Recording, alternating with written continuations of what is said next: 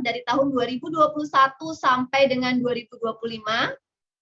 Berikutnya lagi yang kelima, inisiator komunitas Suluh Literasi dan Pendidikan atau Sultan ya, APKS PGRI Dinas Pendidikan Kabupaten Banjar dari tahun 2002 yaitu 2020 sampai dengan sekarang.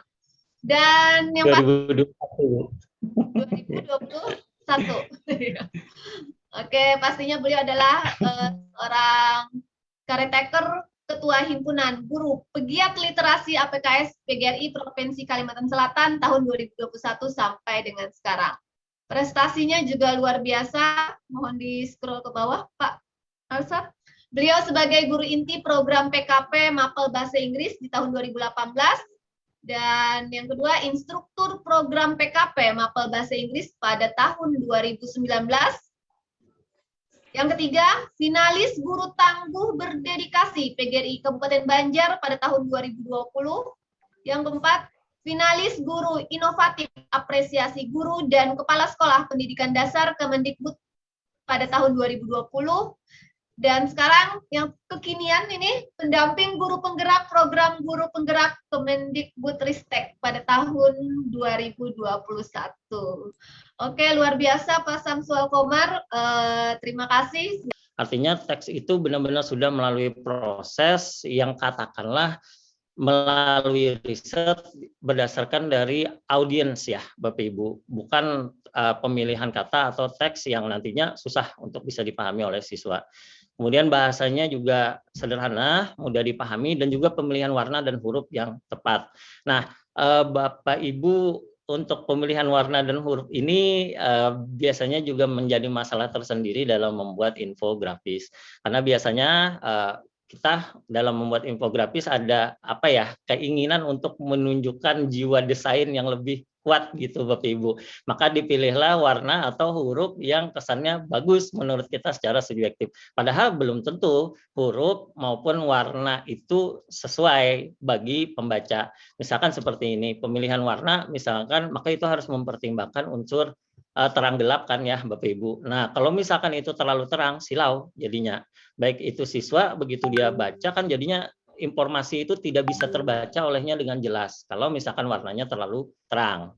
Nah, demikian juga dengan huruf. Jadi kalau huruf yang digunakan di dalam infografis, maka benar-benar huruf itu langsung memberikan informasi yang didapat siswa begitu dia langsung sekali melihatnya. Jadi kan ada ya Bapak Ibu ya huruf-huruf dalam infografis yang berliuk-liuk, yang seperti kaligrafi atau yang seperti apa, yang ya ibaratkan itu memiliki nilai estetika yang tinggi menurut kita, tapi pada kenyataannya justru menghalangi fungsi utamanya dalam menyampaikan informasi.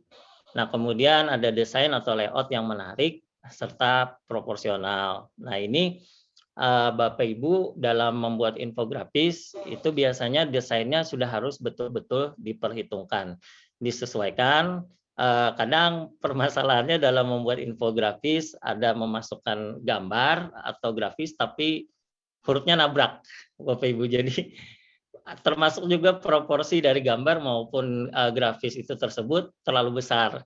Nah, jadinya teksnya tidak sesuai ya dengan gambarnya, dan kemudian juga posisinya juga tidak sesuai. Maka oleh itu desain atau layout yang menarik itu harus benar-benar diperhitungkan.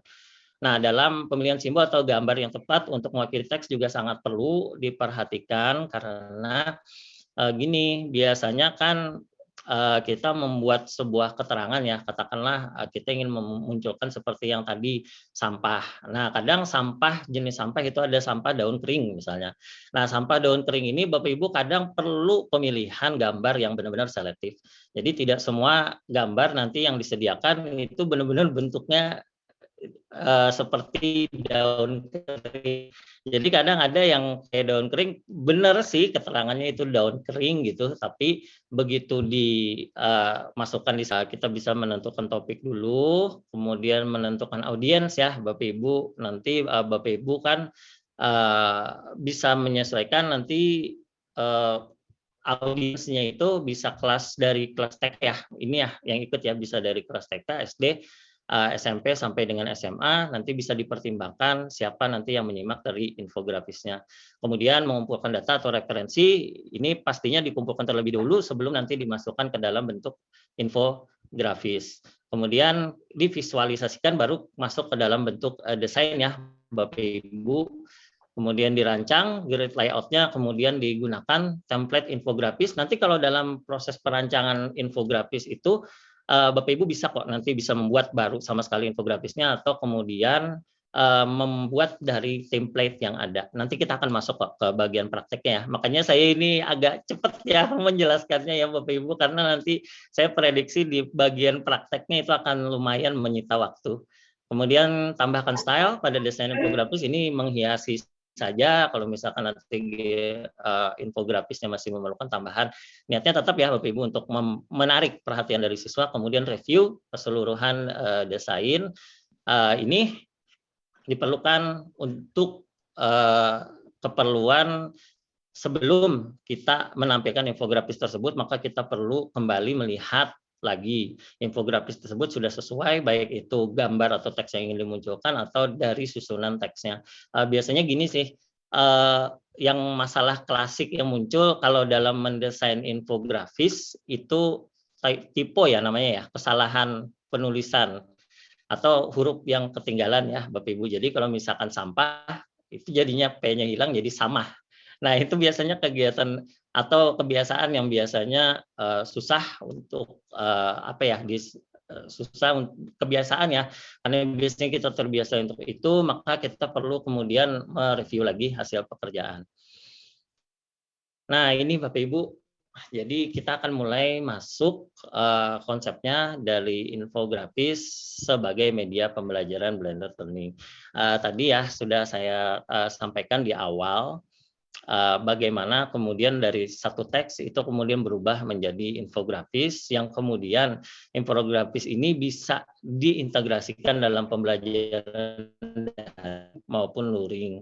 Nah, jadi Bapak Ibu, begitu kita selesai membuat infografis, infografis ini bisa dikirimkan lewat WhatsApp, bisa dikirimkan atau di-attach di Google Classroom.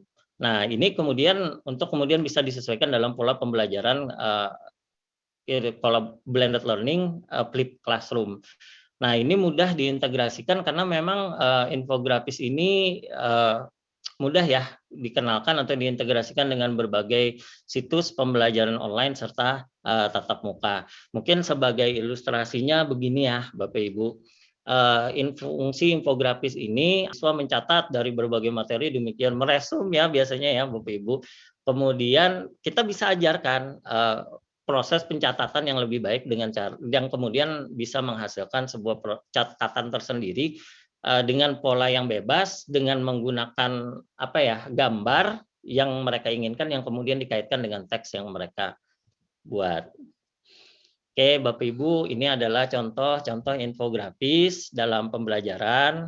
Ini yang sudah level yang lebih advance-nya ya, Bapak Ibu yang sudah level mahirnya.